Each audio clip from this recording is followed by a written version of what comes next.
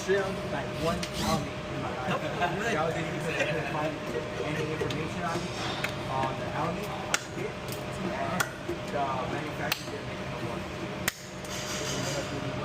You see it when you run the wire?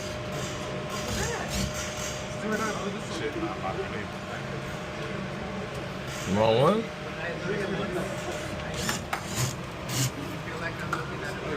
This is not locking in either. Oh, what? Hey, what's this for? Oh, it's just excess. Hey, where's screw? Hey, Waldo, where's screws for this at? Oh, this one? No, this one goes, yeah. One goes here, and then the other one goes here. Right. And then the two screws are